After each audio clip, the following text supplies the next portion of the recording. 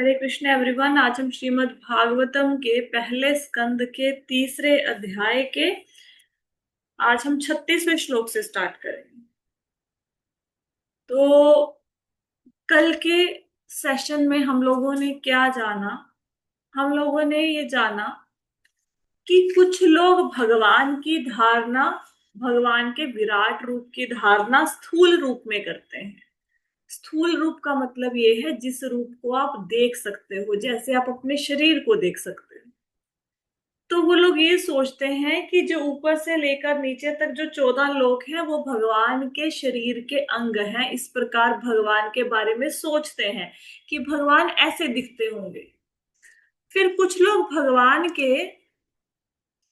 भगवान की सूक्ष्म अवधारणा करते हैं। इसका मतलब क्या है? कुछ लोग ऐसा सोचते हैं कि भगवान कैसे दिखते होंगे, भगवान बड़े छोटे से हैं, वो सृष्टि के कण कण में है, लेकिन बहुत सूक्ष्म है, ना उनको देखा जा सकता है ना सुना जा सकता है।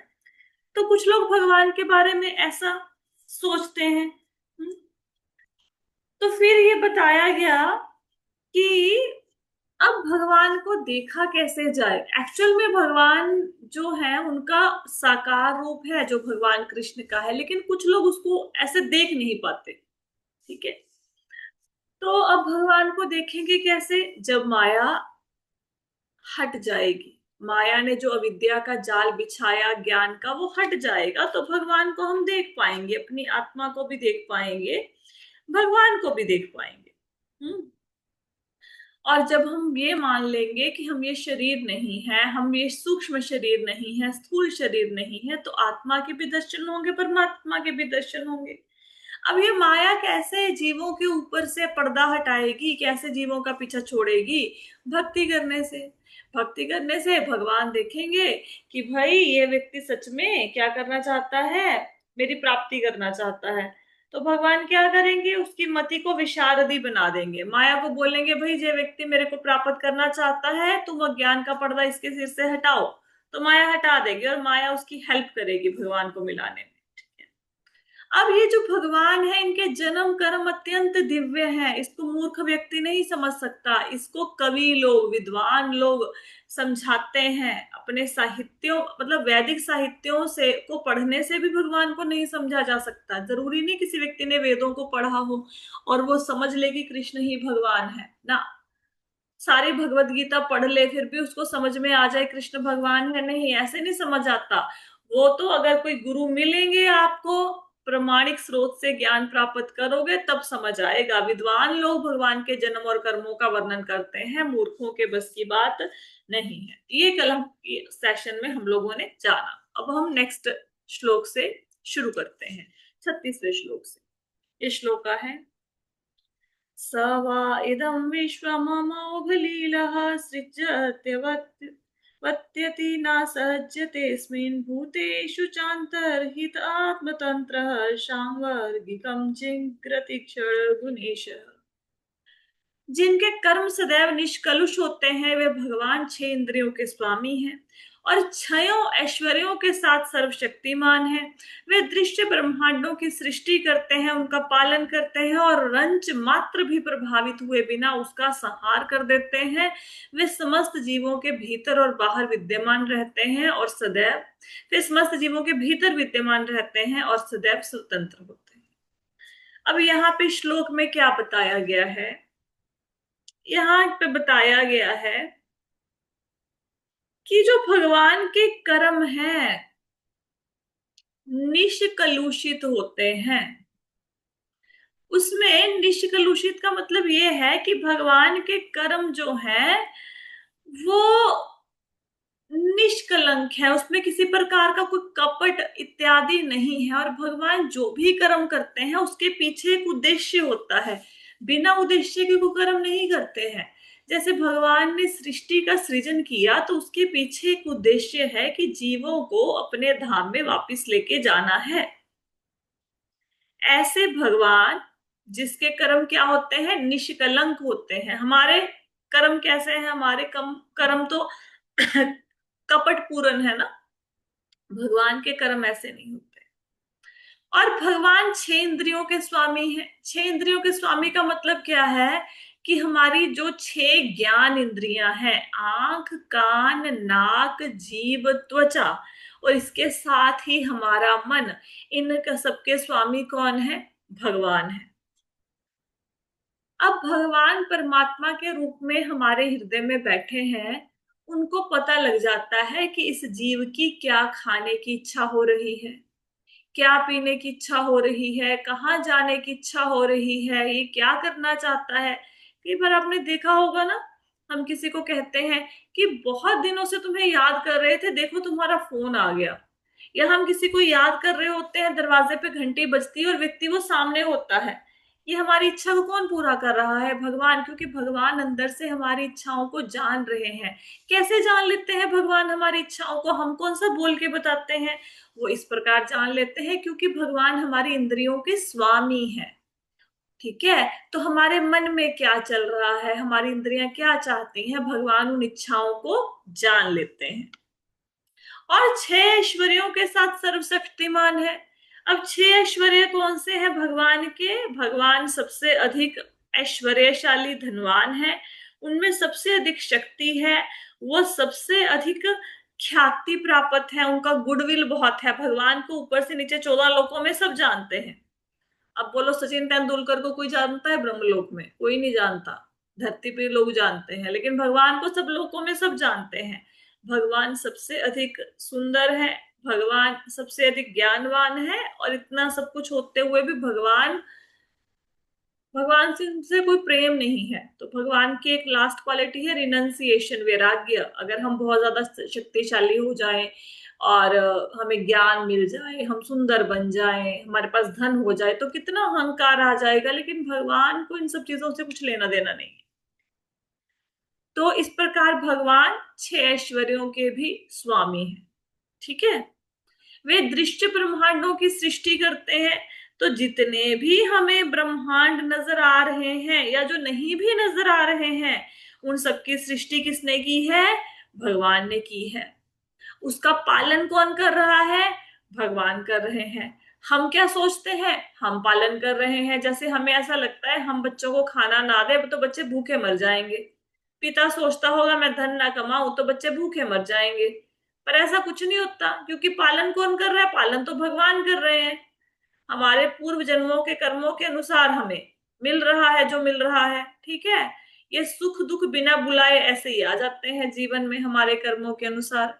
तो भगवान ही ब्रह्मांडों की सृष्टि करते हैं, भगवान ही ब्रह्मांडों का पालन करते हैं, और रंच मात्र भी प्रभावित हुए बिना उनका संहार कर देते हैं। अब जैसे सपोज करो, आपने कोई सब्जी बनाई। ठीक है, सपोज करो आपने सब्जी बनाई, पनीर की सब्जी बनाई। अब जैसे ही आपने सब्जी बनाई, बहुत अच्छी उसमें से खुशबू आ रही है, बहुत अच्छा उसका अरोमा है, फ्लेवर है, सब कुछ बहुत बढ़िया है। कोई इसको बोले जाओ इसको नाली में बहाओ, बहा देंगे? नहीं बहा सकते। हम तो बासी सब्जी को भी नहीं फेंक सकते। ऐसा लगता है कि नहीं भाई, पैसे लगे हैं, खा लो इसको, क्यों पैसे वेस्ट करने हैं, है ना? तो हमारा कितना ज्यादा अटैचमेंट है जगत के साथ। अब कोई व्यक्ति बोले अपने घर का फ्रिज है बाहर फेंक दो, तोड़ दो, तोड़ दोगे? नहीं तोड़ पाओगे। क्यों? क्योंकि प्यार है, क्योंकि पैसे लगे हैं, मेहनत की कमाई लगी है। भगवान देखो इतनी सृष्टि की रचना करते हैं, इतने ब्रह्मांडों की रचना करते हैं, फिर भगवान उनको सबको समाप्त कर देते हैं। भगवान को क्यों मोह नहीं है किसी वस्तु में? ठीक है, तो रंच मात्र भी प्रभावित हुए बिना क्या करते हैं? ब्रह्मांडों का संहार कर देते हैं। यहाँ पे प्रभुपाद जी ने एक उदाहरण दिया है कि जैसे सपोज करो किसी के पास परफ्यूम की बॉटल है। तो परफ्यूम की बॉटल में से, मतलब मैं उसको थोड़ा इजी करके एग्जांपल को आपको बता रही हूँ जो प्रभुपाद जी ने लिखा है। तो किसी के पास परफ्यूम की बॉटल है, तो परफ्यूम की बॉटल में से जरूरी थोड़ा ना कि उस परफ्यूम को लेके अपने ऊपर छिड़को तभी सुगंध आएगी, है ना? या उसको खाओ, उसको पियो परफ्यूम को, फिर उसका आस्वादन कर पाओगे सुगंध का। तो उसकी सुगंध आप दूर से ले सकते हो, फूल को टच किए बिना आप फूल की सुगंध ले सकते हो, है ना? तो भगवान भौतिक सृष्टि को टच किए बिना, उससे प्रभावित हुए बिना उसका संहार कर देते हैं। और भगवान सब जीवों के हृदय में विद्यमान है। कैसे? परमात्मा के रूप में। अब ये बात भी आपको पता है। ठीक है, अब क्या कहते हैं कि वे सदैव स्वतंत्र होते हैं। अब हम लोग परतंत्र हैं। परतंत्र कैसे हैं? कि किसी भी बात में इंडिपेंडेंट नहीं है, किसी भी बात में नहीं। इवन हम सांस लेने के लिए भी इंडिपेंडेंट नहीं है। ये तो भगवान ने हमें ऐसा सिस्टम दिया हुआ है कि हमारी बॉडी चल रही है। हाँ, हम हर चीज के लिए भगवान के ऊपर डिपेंडेंट है। हमारी बॉडी में जितने भी बॉडी पार्ट्स हैं ना, जैसे इवन हमारे आंख की जो पलकें हैं, इनके देवता हैं। हमारे जो कान है, इनके देवता है। नाक है, इसके देवता है। अगर भगवान उस देवता को आज्ञा ना देना कि इसकी पलकों को झपकना बंद कर दो, बोल दें, तो हम पलके भी नहीं झपका पाएंगे। हम हर चीज के लिए भगवान के ऊपर डिपेंडेंट है। सूर्य की रोशनी के लिए, हवा के लिए, पानी के लिए, हर चीज के लिए भगवान के ऊपर डिपेंडेंट है। लेकिन भगवान स्वराट है, वो इंडिपेंडेंट है। उनको अगर सृष्टि का निर्माण करना है तो उनको कहीं से सामग्री इकट्ठी करने की जरूरत नहीं है। वो सर्वशक्तिमान है। वो उनकी उनके मन में आएगा कि मैंने सृष्टि का निर्माण करना है, भगवान की शक्तियां एक्टिवेट हो जाएंगी और वो सृष्टि का निर्माण कर देंगे। भगवान को कुछ करने की जरूरत नहीं है। ठीक है, तो वो स्वतंत्र है। हमने घर बनाना है तो हम तो परतंत्र है ना, रेता बजरी सीमेंट लेके आएंगे तो घर बनेगा। भगवान को ये सामान इकट्ठा करने की जरूरत नहीं है। उनके मन में आएगा सृष्टि की रचना करनी है, कर देंगे। ठीक है, तो हम परतंत्र हैं लेकिन भगवान स्वतंत्र है। तो आई होप सो कि श्लोक का समझ आ गया होगा। तो क्या बताया गया इस श्लोक में कि भगवान के जो कर्म है वो निष्कलंक है। हम्म उन पे हम संशय नहीं कर सकते कि भगवान भी अच्छे बुरे कर्म करते हैं। उनके कर्म निष्कलंक है और हर कर्म के पीछे एक योजना है। हाँ, जैसे हमें ऐसा लग सकता है कि पांडव भगवान के इतने प्रिय भक्त थे, भगवान उनके साथ साथ रहते थे, देखो कितना कष्ट दिया भगवान ने, कितनी देर तक वो जंगलों में भटकते रहे, उनकी पत्नी का भरी सभा में कितना अपमान हुआ। लेकिन भगवान की योजना क्या थी? जितने भी अधर्मी राजा हैं उनको एक जगह पे इकट्ठा करो, सबको इकट्ठे खत्म कर दो। हम्म तो भगवान की योजना को कोई नहीं जान सकता। तो भगवान के हर कार्य के पीछे कोई ना कोई प्रयोजन होता है, कोई ना कोई उद्देश्य होता है। भगवान क्या है? 6 इंद्रियों के स्वामी है, 5 ज्ञान इंद्रियां, एक मन। भगवान 6 ऐश्वर्यों के स्वामी है, 6 ऐश्वर्य धन शक्ति यश सौंदर्य ज्ञान और त्याग।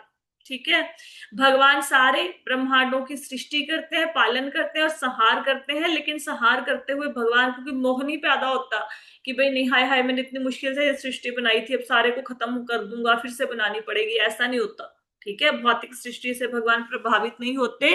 भगवान सब जीवों के हृदय में परमात्मा रूप में रहते हैं और भगवान हमेशा स्वतंत्र है। राइट। आई होप सो कि श्लोक का सबको समझ आ गया होगा। आगे चलते हैं।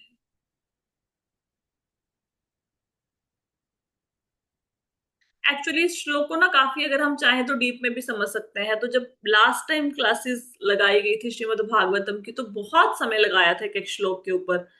तो उस कॉन्टेक्स्ट में स्लाइड्स बनी हुई हैं, लास्ट 2-3 इयर्स बैक बनाई थी। चलो अभी तो थोड़ा हमने फास्ट फॉरवर्ड तरीके से भागवतम को पढ़ना है। आगे चलते हैं। न चास्य कश्चिन्निपुणेन धातुरेवेति जन्तु पुमनीष ऊति नामानि रूपाणि मनोवचोभिः सन्तन्वतो नटचर्याम् इवाज्ञः। अब इसमें क्या बताया गया है? मूर्ख मनुष्य अपने अल्प ज्ञान के कारण भगवान के रूपों, नामों, कर्मों की दिव्य प्रकृति को नहीं जान सकते, क्योंकि वे तो नाटक में एक पात्र की तरह कार्य कर रहे होते हैं। ना ही ऐसे मनुष्य अपने तर्क या अपनी वाणी द्वारा भी ऐसी बातों को व्यक्त कर सकते हैं। अब यहाँ पे क्या बताया गया है कि जो मूर्ख लोग हैं वो भगवान के नाम, रूप, लीलाओं को, कर्मों को, उनकी प्रकृति को नहीं जान सकते। तो वो इवन भगवान में भी गलतियां निकालने की कोशिश करते हैं। मनमाने ढंग से भगवान के कामों में गलतियां निकाल के भगवान को जानना चाहते हैं। एक्चुअली हमें आदत पड़ चुकी है दोष निकालने की। तो मूर्ख लोग भगवान के कामों में भी दोष ढूंढ लेते हैं। हाँ, क्यों? क्योंकि उनका ज्ञान अल्प है, थोड़ी बुद्धि है ना, इनफैक्ट तो बुद्धि है ही नहीं, है ना। एक्चुअल में अगर भगवान को जानना है तो जो सीधा सरल भक्त है वो भगवान को बहुत जल्दी जान भी लेगा, उनको पा भी लेगा। लेकिन अगर कोई व्यक्ति बोले कि मैं लॉजिक के द्वारा भगवान को जानूंगा, मैं तर्क वितर्क के द्वारा भगवान को जानूंगा, तो भगवान को जाना नहीं जा सकता। भगवान के कार्यों में हम कैसे तर्क वितर्क कर सकते हैं? अब हम पानी में पत्थर डालते हैं, बाल्टी भर पानी लो, पत्थर डालो, पत्थर डूब जाएगा। भगवान का नाम लेके पत्थरों को तारा गया तो पत्थर तरने लग गए। ठीक है, वो पत्थर तो डूबे नहीं। अब कोई व्यक्ति बोले भगवान ने जैसा काम किया मैं भी वैसा ही कर लूंगा, मैं भी बिना किसी सपोर्ट के, बिना किसी स्तंभ के समुद्र पर पुल का निर्माण कर दूंगा, तो कैसे कर पाओगे? भगवान ने कर दिया, है ना? तो एक बार क्या हुआ, एक प्रसंग याद आ गया, बहुत सुंदर प्रसंग है। तो हुआ ये कि लंका में भगवान ने जाना था, तो लंका में प्रवेश करना था, तो सेतु बंधन का काम चल रहा था, पुल का निर्माण चल रहा था। अब राम राम लिखकर वानर क्या करें, वो पत्थर को तेराएं और पत्थर तरने लग जाएं। ठीक है, तो अब रावण ने देखा कि भाई राक्षस लोग तो भयभीत हो जाएंगे कि राम तो बड़ा शक्तिशाली है, ये तो उनका नाम लेके पत्थरों को पानी में डाला, पत्थर भी तैरने लग गए, है ना? जब भगवान ने पत्थरों को पानी में तैरा दिया, पत्थरों को तार सकते हैं, तो हम लोगों को भी भवसागर से पार कर देंगे। जनता में ऐसा मतलब बात प्रचलित हो जाएगी। तो रावण ने सारे राक्षसों को इकट्ठा किया और बोला कि ये सारी जादूगरी है, माया है, डरने वरने की जरूरत नहीं है, जो राम काम कर रहा है, क्योंकि श्री तो लगाते नहीं थे नाम के आगे। हम्म आपको पता है, मतलब अभी तो खैर हमारे देश में ना ऐसा हो गया कि बहुत ज्यादा रिस्पेक्ट कम होती जा रही है कलाकारों के प्रति, या फिर भगवान का नाम भी है तो हमने बड़ा ऐसा कर दिया कि कोई बात नहीं, जैसे भी लोग। जो रामायण में जिन्होंने रावण का रोल प्ले किया था, उन्होंने बार बार एक डायलॉग आता था रामानंद सागर की रामायण में कि श्री मत लगाओ, राम के नाम के आगे श्री मत लगाओ, शत्रु के नाम के आगे। तो जिन्होंने रावण का रोल प्ले किया वो एक मंदिर में गए, उनको मंदिर में एंटर नहीं करने दिया गया कि भाई तुमने रावण का जो रोल प्ले किया है, तुमने वहां पे भगवान राम को गाली दी है, उनके नाम के आगे श्री नहीं लगाया, उनको मंदिर में एंटर नहीं करने दिया गया। अब सोचो, मतलब यहां तक सोचा जाता था भारत में। आज भी जिन्होंने राम का रोल प्ले किया, अगर वो कई बार एयरपोर्ट पे कहीं पे जाते हैं किसी स्थान पर, लोग उनको प्रणाम करते हैं, दंडवत प्रणाम, कि आपने उनमें राम की छवि को देखते हैं। इतना ज्यादा रिस्पेक्ट किया जाता था हमारे मतलब देश में। आप देखो आज भी लोग करते हैं, है ना? चलो वो तो एक अलग बात थी। अच्छा, रावण ने इकट्ठा किया सब लोगों को और बोला कि भाई ऐसा करो, तुम लेके आओ, एक पत्थर लेके आओ, मैं ऐसा करता हूँ, मैं भी तुम्हें पत्थरों को तिरा के दिखाता हूँ पानी में। तो उन्होंने एक पत्थर लिया, पानी में डाला, अब पानी में वो पत्थर तैरने लग गया। तो सब लोगों को लगा कि अरे वाह वाह, रावण में भी बहुत शक्ति है ना? अब रावण घर पे आ गया, तो मंदोदरी ने पूछा कि भाई मेरे को तो अब, वाइफ को तो पता होता ना हस्बैंड में क्या पावर है, कितनी शक्ति है। तो मंदोदरी ने कहा कि देखो मुझे पता है कि आप में ऐसी कोई शक्ति नहीं है कि आप पत्थर को पानी में तैरा दो, लेकिन आपने पत्थर को पानी में तैराया कैसे? आपने ऐसा क्या किया कि पत्थर पानी में तैरने लग गया? तो रावण ने बताया नहीं, फिर मंदोदरी पीछे पड़ गई। फिर रावण ने बोला कि जब मैंने पत्थर को पानी में डाला तो मैंने मुंह से बोला कि तुझे राम की कसम है भाई, तू तैरने लग जा। तो पत्थर तैरने लग गया।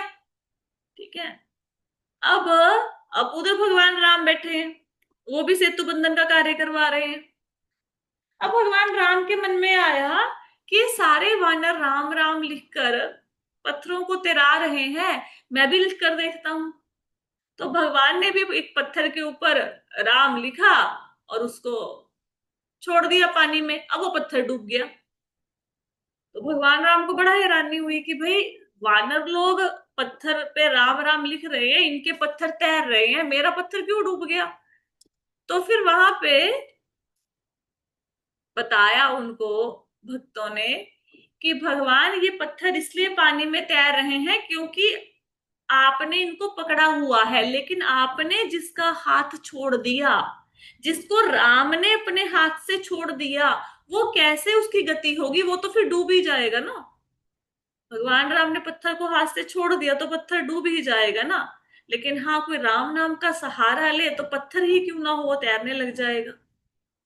तो ये भगवान जो है, इनके नाम, कर्म, जन्म ये अद्भुत हैं, ये दिव्य हैं, लेकिन मूर्ख लोग इसके बारे में नहीं जान सकते, क्योंकि भगवान इस प्रकार लीला करते हैं जैसे कोई व्यक्ति नाटक में कोई रोल प्ले कर रहा होता है। भगवान आए धराधाम पर, भीष्म पितामह को पता था ये भगवान है, कुंती महारानी को पता था, दुर्योधन के आगे विराट रूप दिखा दिया, उसको तब भी नहीं पता चला। क्यों? क्योंकि वो मूर्ख था, अल्प, वही है ना, अल्प ज्ञान के कारण भगवान को नहीं जान पा रहा था। उसको ऐसा लगा कि ये जो कोई ऐसा व्यक्ति है, ऐसा ग्वाला है जिसमें सुपर नेचुरल पावर्स हैं और कुछ नहीं है, जादूगरी करता है ये। लेकिन वो भगवान को भगवान के रूप में नहीं देख पाया, है ना। तो भगवान ऐसी लीला करते हैं धरती पर आकर कि कई लोग उनको साधारण मनुष्य ही मानते हैं। हम्म। और क्या कहते हैं कि ना ही ऐसे मनुष्य तर्क या वाणी द्वारा ऐसी बातों को व्यक्त कर सकते हैं। अब भगवान की महिमा को हम अपनी वाणी से उसका वर्णन नहीं कर सकते। जो अनंत शेष है वो अपने हजारों मुखों से भगवान की महिमा का हजारों युगों से गान कर रहे हैं, लेकिन भगवान की महिमा का अंत ही नहीं है। जैसे राधा रानी भगवान से जितना प्रेम करती है उसका कोई अंत ही नहीं है। सपोज उस प्रेम को माप भी लिया जाए तो हर क्षण वो प्रेम दुगना चौगुना होता जाता है, इनफिनाइट है, उसको मापा ही नहीं जा सकता। तो मूर्ख लोग अपनी बातों के द्वारा भगवान के नाम रूप गुण लीला का व्याख्यान नहीं कर सकते। ये श्लोक का तात्पर्य है। आगे चलते हैं।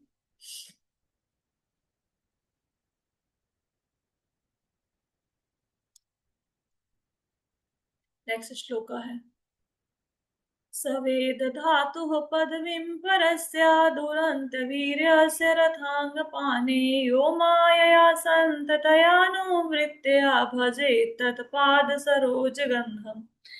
कहते जो बिना हिचक के अबाध रूप से अपने हाथों में रथ का चक्र धारण करने वाले भगवान के चरण कमलों की अनुकूल सेवा करता है, वही इस जगत के सृष्टा की पूर्ण महिमा, शक्ति तथा दिव्यता को समझ सकता है।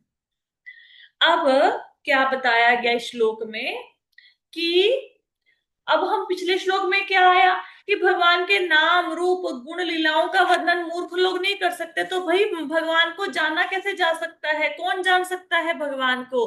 कहते जो भगवान के चरण कमलों की सेवा करता है। कौन सी सेवा? अनुकूल सेवा। अब अनुकूल सेवा का मतलब क्या है? अनुकूल सेवा का मतलब ये है जो सेवा भगवान को अच्छी लगे उस तरीके से सेवा, है ना। जैसे भगवान को आप भोग लगाते हैं तो भोग भगवान तब एक्सेप्ट करेंगे अगर आप उसमें तुलसी का पत्र डाल के आप भगवान को भोग लगाओगे, ये होगी अनुकूल सेवा। अब कोई व्यक्ति बोले कि ठीक है, भगवान को पत्ता पसंद है तो मैं नीम का पत्ता डाल के भगवान को भोग लगा देता हूँ, पीपल का पत्ता डाल के भोग लगा देता हूँ, तो वो अनुकूल सेवा नहीं हुई, भगवान को वो अच्छा नहीं लगता। अब हम कहते हैं भगवान को हमेशा याद करना चाहिए, तो याद तो भगवान को रावण भी कर रहा था, भगवान को कंस भी याद कर रहा था, वो तो हमसे भी ज्यादा याद कर रहे थे, उनको तो सोते जागते सपने में भी भगवान नजर आते थे, लेकिन वो अनुकूल सेवा नहीं थी। वो भगवान से दुश्मनी करते थे, हालांकि उनका उद्धार हुआ, ठीक है। पहली बात तो उनको वो वाली मुक्ति नहीं मिली जो हम लोगों को मिल सकती है, जो भक्तों को मिल सकती है। कौन सी? हम लोगों को भगवान के पास जाने का मौका मिल सकता है गोलोक वृंदावन में, लेकिन राक्षसों को कौन सी मुक्ति मिलती है? उनको मिलती है सायुज्य मुक्ति, भगवान के शरीर की किरणों में लीन हो जाना, ठीक है। तो अनुकूल सेवा मतलब जो भगवान को जिस ढंग से सेवा अच्छी लगती है उस ढंग से सेवा करना। कई बार आप लोगों ने देखा होगा कि जो मंदिर में हेड पुजारी होते हैं या जो प्रेसिडेंट होते हैं, they are very conscious about मतलब कृष्णा सर्विस। वो बहुत सेवाओं को लेकर ना, हाथ ऐसे धोने चाहिए, कपड़े ऐसे होने चाहिए, ऐसे तिलक लगा होना चाहिए, दे आर वेरी कॉन्शियस, क्योंकि उनको पता है भगवान को ऐसे सेवा पसंद है। तो Radha Rani is very conscious about Krishna service, बहुत ध्यान पूर्वक सेवा करती हैं। ठीक है। अब रुक्मणी जी हैं, रुक्मणी जी के पास क्या धन की कमी थी? इतना राजमहल, राजा की पुत्री, राजा मतलब राजा के घर में ब्याही गई वो, अब उनको धन की कमी थोड़े ना थी। अब भागवतम पढ़ो तो रुक्मणी जी क्या कर रही हैं, अपने हाथ में पंखा लेके भगवान को झल रही हैं, और हजारों लाखों दासियां हैं उनके पास, फिर भी भगवान की खुद मतलब स्वयं सेवा कर रही हैं। राइट। तो अनुकूल सेवा मतलब भगवान को जैसे अच्छी लगती है वैसे उनकी सेवा करना। अब जैसे मैं देखती हूँ, अभी मैंने रिसेंटली देखा कि जैसे भगवान को भोग लगाना था, तो अब अपना अपना भाव भी हो सकता है, लेकिन जिस घर में लड्डू गोपाल जी हैं, वो महिला भोजन कर रही थी, उसके घर में उसमें लहसुन प्याज था भोजन में। तो उसने बोला, लड्डू आजा खाना खा ले, जो मैं खा रही हूँ तू भी खा ले। ठीक है, बस ऐसा कह दिया और उसके अकॉर्डिंग भोग लग गया। ठीक है। अब इस बात पे मैं कोई ऐसे कटाक्ष नहीं कर रही हूँ, लेकिन थोड़ा सा हमें, अब भगवान की सेवा कर रहे हैं, घर में भगवान विराजमान है, आप ये सोचो कि जब हम अपने, अच्छा जब उसके बेटे ने खाना खाना था तो उसने थाली में खाना डाल के परोस के उसको दिया बेड के ऊपर। अब हमारे घर में एक तरफ भगवान बैठे हैं, एक तरफ हमारा बालक है, हम बालक को मुंह में बाइट डाल रहे हैं, उसके उसको सजा सजा के प्लेट में खाना दे रहे हैं। बच्चा मतलब अपने बेड से, अपने सोफे से पैर भी नीचे नहीं उतार रहा, और लड्डू गोपाल को हम बोल रहे हैं कि हम खाना खा रहे हैं, वो जूठा है, लहसुन प्याज उसके अंदर है, तूने खाना है तो खा ले आके, नहीं तो बैठ जाओ। So we have to be very very careful. मतलब जब कृष्णा की सर्विस कर रहे हैं तो बहुत केयरफुल रहना है। ठीक है। अनुकूल सेवा करनी है भगवान की। कौन से भगवान की? जो हाथ में रथ का चक्र धारण करते हैं। तो रथ का चक्र तो पता ही है कब धारण किया था भगवान ने, है ना? मतलब आप बोलोगे सुदर्शन चक्र भगवान तो धारण करते हैं हाथ में, तो भगवान ने रथ का चक्र भी हाथ में धारण किया हुआ। भीष्म पितामह को मारने के लिए दौड़े नहीं थे भगवान हाथ में रथ का पहिया धारण करके? आपने फोटो भी देखी होगी। तो ऐसे बिना किसी हिचक के अबाध रूप में, मतलब कहने का मतलब है कि ऐसा नहीं कि आज भगवान की सेवा कर दी कल करनी नहीं है, मतलब निरंतर सेवा करनी है। और ऐसा नहीं सोचना कि लोग क्या कहेंगे, अब मैं भगवान की ऐसे सेवा कर रहा हूं, लोग क्या कहेंगे। ठीक है। तो लोगों की परवाह नहीं करनी, बिना किसी हिचकिचाहट के निरंतर भाव से जैसे भगवान को पसंद है वैसी सेवा करने वाला व्यक्ति, जो भगवान है, जिन्होंने पूरी सृष्टि की रचना की, उसकी महिमा को, उसकी शक्ति को और उनकी दिव्यता को समझ सकता है। हम्म। समझ आई? भगवान को कौन समझ सकता है? जो सेवा करता है। कैसी सेवा? जैसी भगवान को पसंद है। कितनी बार करता है? निरंतर करता है, और बिना किसी हिचकिचाहट के करता है। क्लियर हुआ? आगे चले।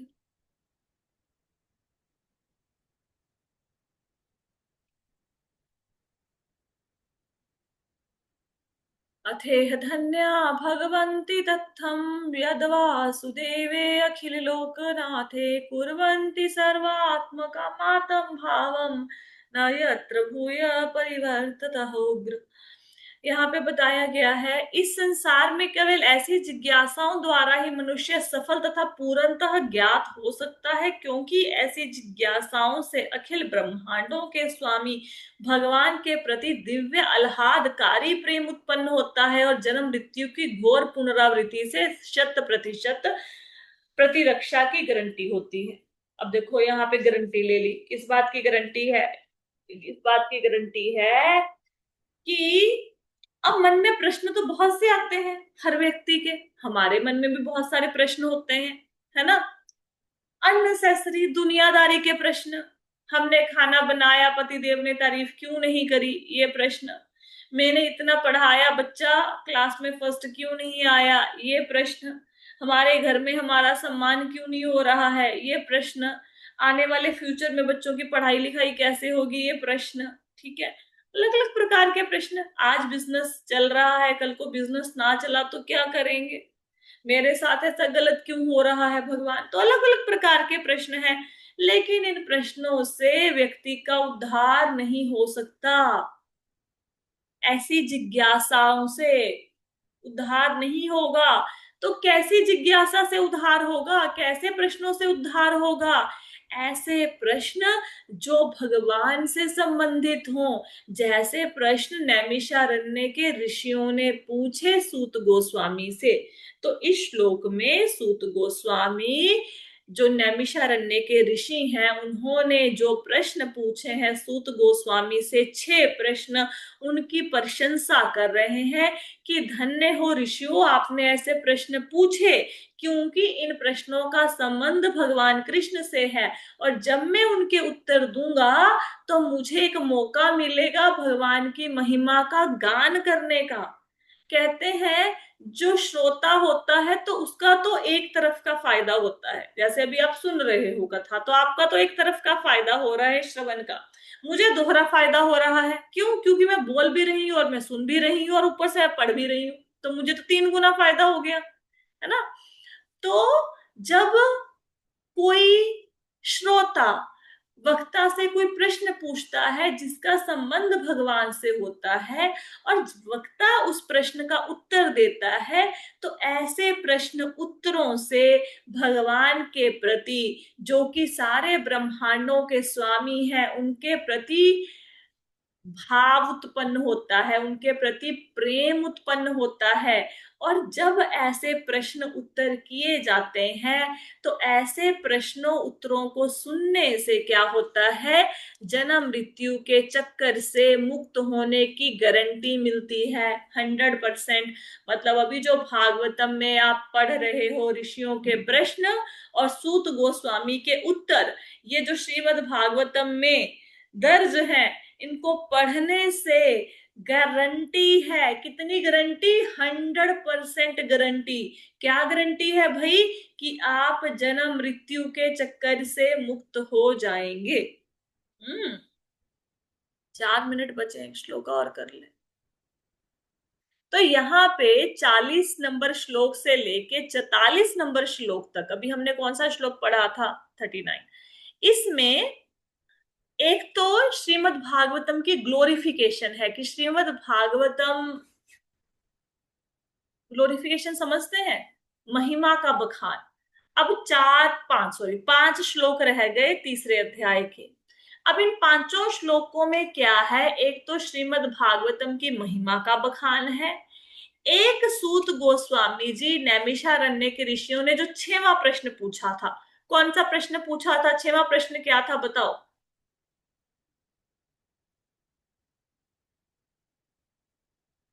साफ हो गया? भगवान माता जी धरती पे जन्म क्यों लेते हैं? 6वां अ, प्रश्न नहीं। भगवान, छठा प्रश्न था कि अगर भगवान, हरे कृष्ण, कि अगर भगवान इस धराधाम से चले गए तो उनके जो वैल्यूज थी, उनकी जो मॉरल वैल्यूज थी, उनका क्या हुआ? ऐसा माता जी, जो था। भगवान के जाने के बाद जो है फिर कैसे मतलब उद्धार होगा कलयुग में लोगों का? Okay, nice try. तो 6वां प्रश्न था कि जब भगवान कृष्ण धराधाम से चले गए तो धर्म ने किसकी शरण ली, ये 6वां प्रश्न था। ठीक है, तो उस प्रश्न का उत्तर अब हमें मिलेगा। और श्रीमद् भागवतम की ग्लोरिफिकेशन हमें 5 श्लोकों में सुनने को मिलेगी। अभी तो खैर समय होने वाला है। अगर आप लोगों ने कभी किसी पुराण को पढ़ा हो, किसी ने किसी पुराण को पढ़ा है? कभी कोई पुराण पढ़ा है श्रीमद् भागवतम के सिवाय कोई? माता जी रामायण पढ़िए एक बार बस। वो तो इतिहास है ना, हाँ, वो तो रामायण महाभारत तो इतिहास है। हाँ, कोई माता जी, कोई ऐसे नहीं कोई पढ़ा। नहीं पढ़ा। अगर आप शिव हाँ, पुराण माता जी पढ़ेंगे, रामायण ही पढ़ी हमने भी। अगर शिव पुराण पढ़ेंगे, देवी भगवती पुराण पढ़ेंगे, कोई भी पुराण पढ़ेंगे, तो जो बातें अब मैं आपको सुना रही हूँ, ये सारी बातें उस पुराण में एज इट इज आपको पाई, मतलब पढ़ने को मिलेंगी। ठीक है, ऐसा क्यों है, सारे पुराणों में ये बातें सेम सेम क्यों लिखी हुई हैं, और श्रीमद् भागवतम को महापुराण या निर्मल पुराण क्यों कहते हैं, महाभागवत क्यों कहते हैं। मैं ट्राई करूंगी कि कल इस प्रश्न का आपको उत्तर साथ में दूं कि क्यों इस ग्रंथ का इतना महत्व है, ये महापुराण क्यों है, इसको पुराण क्यों नहीं कहा गया, ये महाभागवत पुराण क्यों है। तो कोशिश करेंगे कल की क्लास में आपको पुराणों के लक्षणों के विषय में बताया जाए, अगर समय मिला तो। ठीक है, अगर समय नहीं मिला तो सिर्फ 5 श्लोकों को हम कंप्लीट करेंगे और फिर आगे निकल जाएंगे। ऑल्दो मैंने ये बात आपको पहले बताई हुई है। ठीक है, पर क्योंकि हम लोग अभी कलयुग का प्रभाव है, भूल जाते हैं, तो कई बार याद नहीं रहता, बट लेट इट बी। ठीक है, तो किसी को कोई प्रश्न है? नहीं है, तो आज की क्लास को यहीं पे विश्राम देते हैं। श्रीमद् भागवतम की जय, श्री प्रभुपाद की जय, हरे कृष्णा।